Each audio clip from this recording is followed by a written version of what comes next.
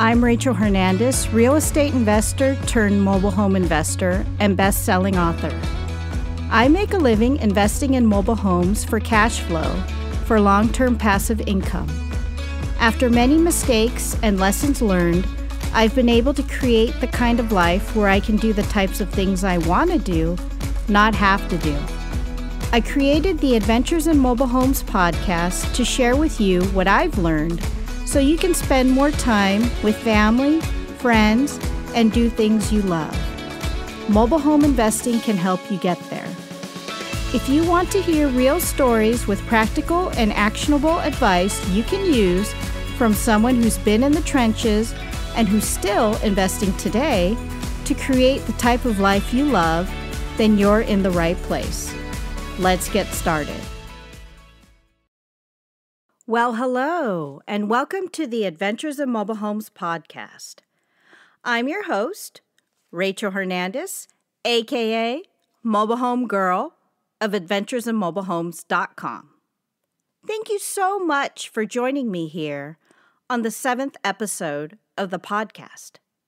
Now, just in case you missed it, be sure to tune in to the last episode where I talk about how to find mobile home parks to work with and the types of things you can do to look for these parks as a mobile home investor.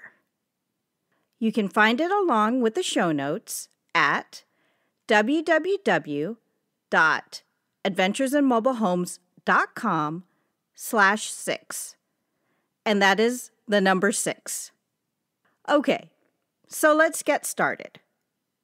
So last week, as part of the Take Action series of episodes on what you can do to take action as a mobile home investor, I shared with you about how to find mobile home parks to work with and the steps you can take to find these parks to set yourself apart from the competition. But if you're going to be buying mobile homes in parks, like I do, you need to know exactly what types of parks you want to work with in the first place. So, what do I mean by that? Well, as in all real estate, there are different types of neighborhoods. Mobile homes are no different. So you need to be able to tell the difference between low-end parks, middle-of-the-road parks, and high-end parks. And from there, you need to figure out what types of parks you want to work with, because this will ultimately determine your success as a mobile home investor. So today, I'm going to talk about what you, as a mobile home investor, can do to take action and how you can tell the difference between the different types of parks when you're out in the field visiting these parks, which will set you apart from the competition. Because having this knowledge by actually doing the work of getting into the field and observing these parks will be the difference between being successful in this business and not being successful. But before we move on, let's hear a word from our sponsor. Hey there, Rachel here. Are you ready to take action with your mobile home investing plans? Are you tired of waiting on the sidelines? Have you been trying to make things happen as a mobile home investor, but you're not getting the results you want? Do you need the guidance of an experienced mobile home investor like me? If yes, then I've got a mobile home investing course for you. It's called What You Need to Do to Get Started in Mobile Home Investing. It takes you from point A to point B on the steps you need to do to take action as a mobile home investor and get you the results you want. With so much information out there, it's overwhelming to go out, search, and come up with a plan for taking action on what you need to do to get started as a mobile home investor.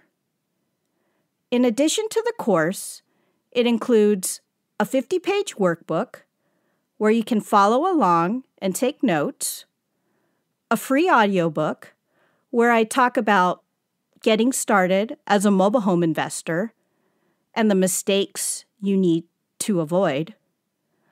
Plus, you'll get access to a private forum where you can ask me questions directly, post your deals, and get opinions on them, and network with others who have taken the course. This is the only forum I go to personally answer questions from students. I have a special limited time offer for you as a listener of this podcast.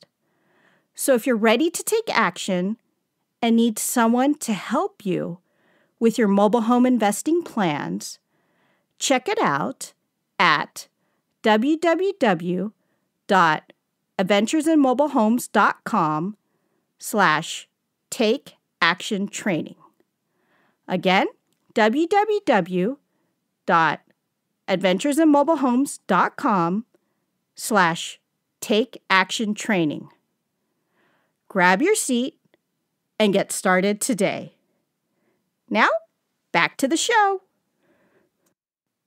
Okay, so once you're out visiting mobile home parks, what exactly should you look for?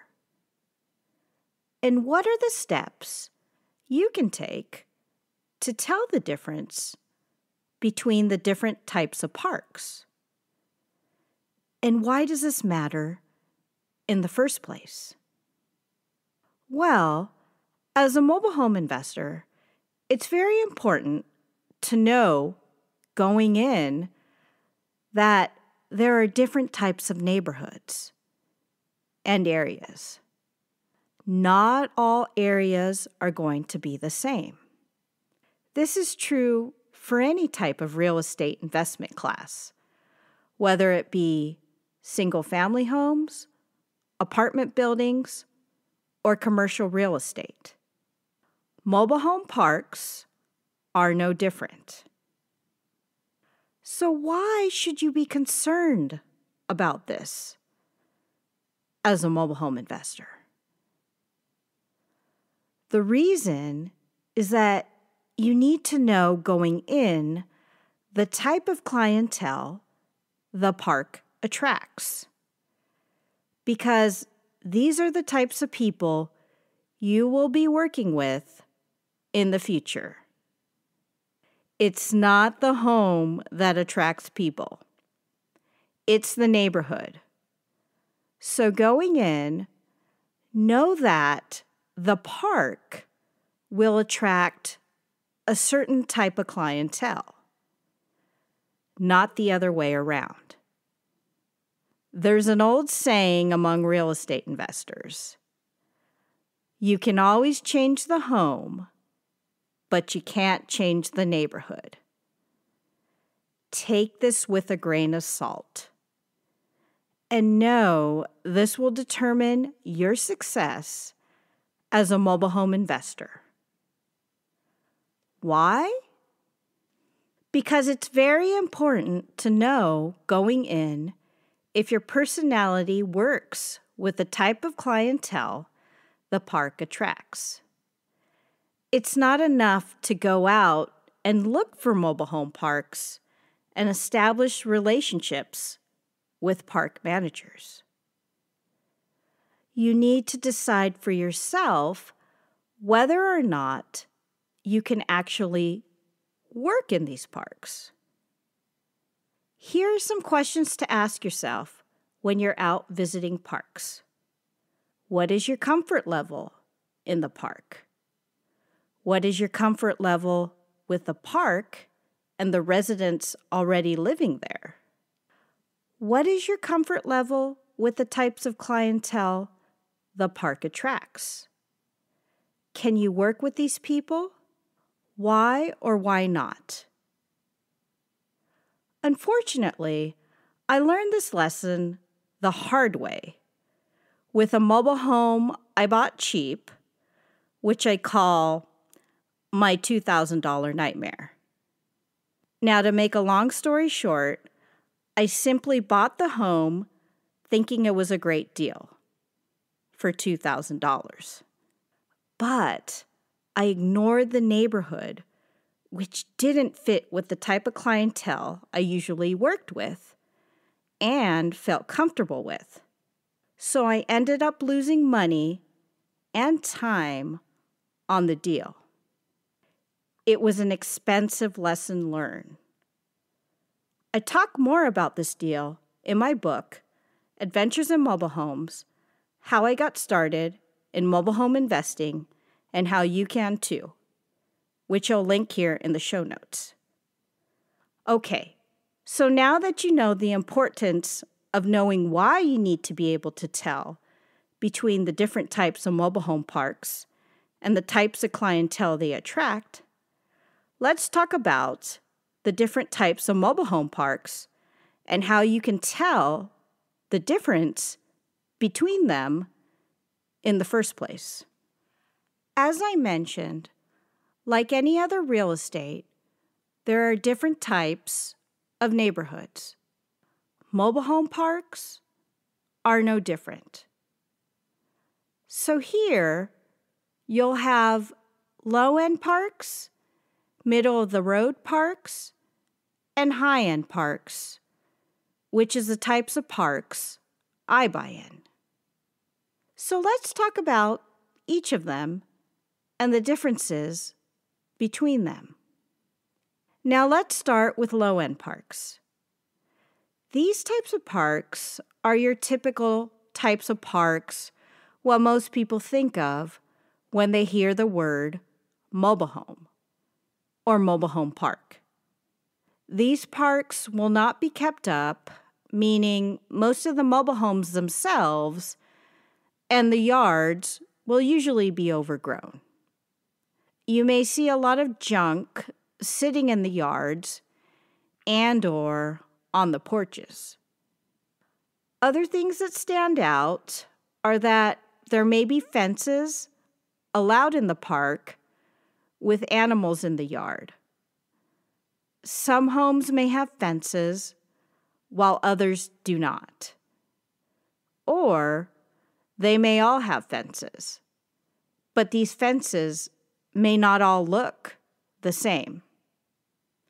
Now, as for the roads, they may not be paved or they may have potholes in the ground. All in all, you'll see that the park is not kept up. Now, there will be a manager, whether they live on site or have dedicated office hours in the office.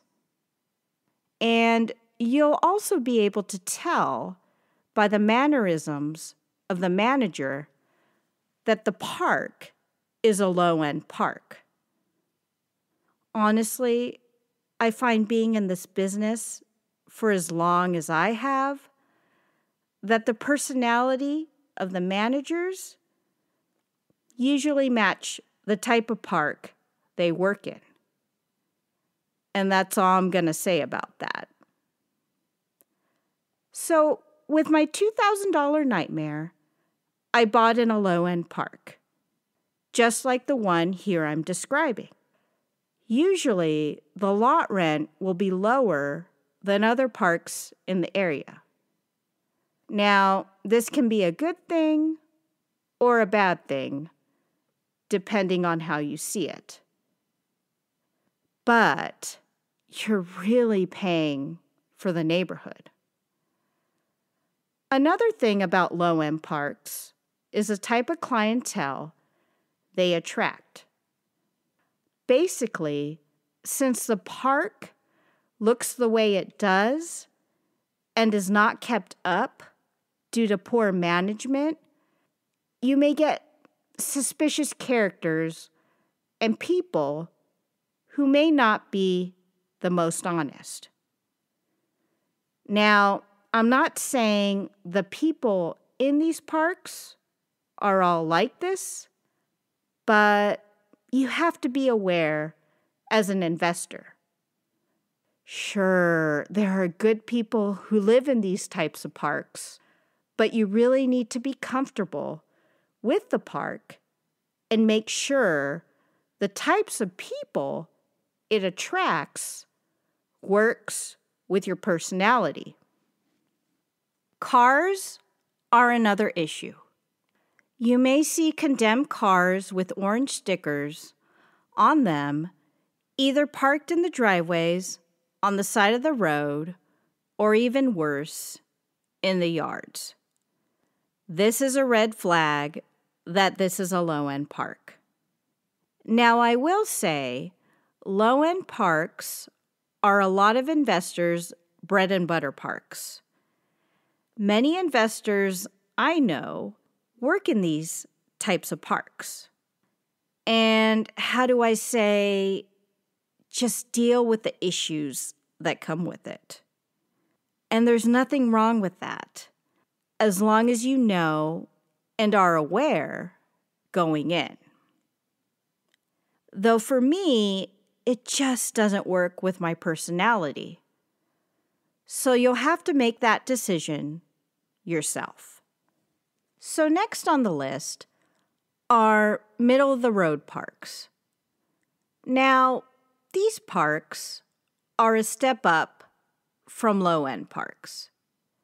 They will have a mix of what was mentioned before with low-end parks, but they will be better managed. The park manager will inspect these parks and get people to clean it up as much as they can. There could be a few units they have trouble with and some quote-unquote riffraff in the park. Now, in these types of parks, they usually don't tolerate loose animals. Usually, the park manager will call animal control. Though you may see a few fences in the parks with dogs in the yards. Lot rents here will be in between low-end parks and high-end parks. But again, you're paying for the neighborhood. Regarding cars, usually there will be a mix of average-looking cars. These types of parks definitely do not allow condemned cars in the park or in the yards. The park managers usually ask residents to remove them immediately. Otherwise, these cars will be towed out of the park. Regarding the roads, some areas of the park may be paved while others may not. There could be a few potholes in the streets, but the manager may be working towards fixing them as funds allow. In middle-of-the-road parks, you see steps taken to make the park a better place to live. Most times, the manager is working on fixing up the park and improving it as they get the funds. Now, I've found these managers pleasant to work with and usually match my personality. But I will warn you, in these types of parks, they may be weary at first when encountering new investors. So just act natural and be yourself. I'll talk more about how to talk to park managers when you're just starting out and visiting parks in a future episode. So stay tuned. Lastly, we have high-end parks. Now, this is my preferred type of park to work with. Being that I have a corporate sales and marketing background, these parks and the types of clientele they attract just match my personality and comfort level. But that's just me. So with high-end parks, you have a lot of uniformity. Think of it as a high-end single-family home subdivision with an HOA, aka Homeowners Association. Now here, you're going to have a lot of strict guidelines and rules to follow for residents living in the park. Lot rents will be the highest in these types of parks. But again, you're paying for the neighborhood.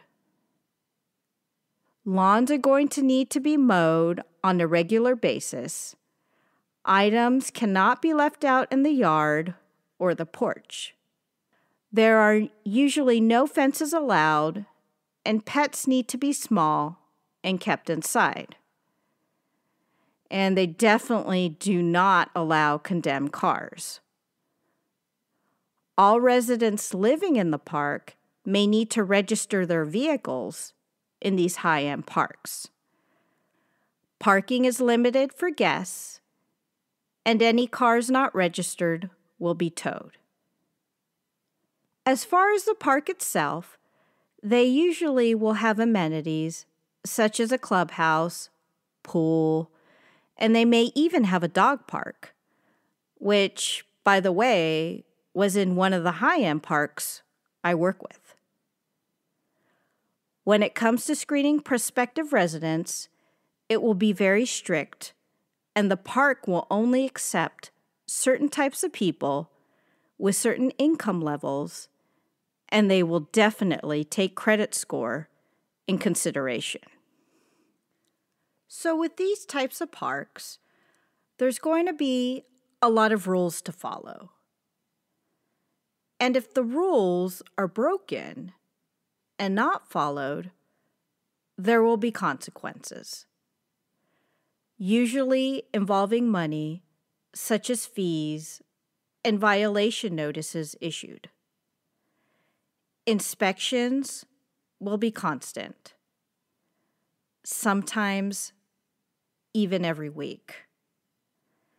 Now, some residents and even investors see this as a bad thing because there are too many rules to follow, and it can be a constant, especially if the park keeps calling you as an investor about your own residents living in the park. Sometimes it can be a hassle. But with that being said, it just comes with the territory.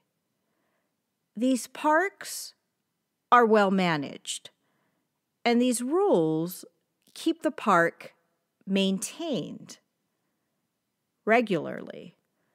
Someone is always watching. Usually the park manager and their bosses, which hold them accountable. Most of these parks are going to be corporate-owned parks. They do things a certain way. And if you don't do it their way, you'll get fined or even shunned from the park. Now, as a beginning investor, these are not always the easiest parks to get into. My first deal was in a high-end park, though it took me a while to create the relationship with the park manager and almost a year to find and do the first deal. Now, I talk more about my first deal in episode 3 of this podcast, which I'll link in the show notes. As you can see, there are different types of neighborhoods when it comes to mobile home parks. There are both pros and cons to each. Personally, I don't think one is better than the other. You just have to decide which is the best for you based on your personality and the type of clientele the park attracts. For me, when I was just starting out, I made the mistake of not taking a look back at the different types of parks and just focusing on finding deals and establishing relationships with park managers, no matter what the park. This was one of my biggest mistakes as a mobile home investor. It cost me both time and money. And this is why I'm doing this episode for you, so you won't make the same mistakes that I made.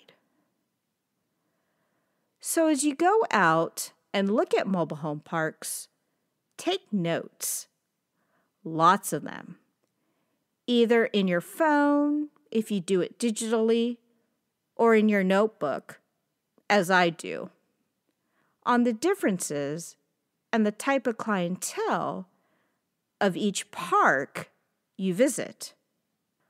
Write down what you see and your thoughts on each park as you visit them. Now, as an added exercise, note them as either a low-end park, middle-of-the-road type park, or high-end park. Star the ones that work with your personality and you feel comfortable with, and disregard those that do not. Believe me, if you do this, you'll find success as a mobile home investor much quicker. And you'll be glad you did. So there you have it. My advice on how you can tell the difference between the different types of mobile home parks and the steps you can take to choose the parks you work with based on your comfort level and personality as a mobile home investor just starting out. So, what did you think? Did this episode help you in getting started as a mobile home investor? I hope so. As you can see, it's very important to take the time to visit mobile home parks and observe them when you're just starting out. You have to be able to tell the difference between the different types of parks: low-end parks, middle-of-the-road parks, and high-end parks. And you have to decide whether or not you're comfortable working in these parks and if the type of clientele the park attracts works with your personality in the first place. Remember, it's the park that determines the type of clientele it attracts, not the other way around. So take the time to really think about the types of parks that you visit and what you observe before you buy. Pick and choose those parks that you feel comfortable working with and attract the type of clientele that work with your personality. Disregard those that don't. This is all part of learning your market and shouldn't be overlooked. By visiting the parks themselves and observing them, you'll get an idea of the different types of parks, what types of clientele they attract, and whether or not you're comfortable working in these parks. And from there, you just have to decide which parks you want to work in and which parks you don't want to work in, based on your observations.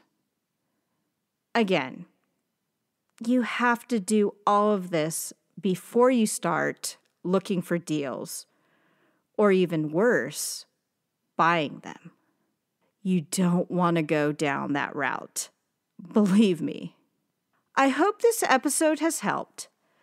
Visiting mobile home parks and getting out into the field to observe them is one action step you can take to help you get closer to your goals as a mobile home investor.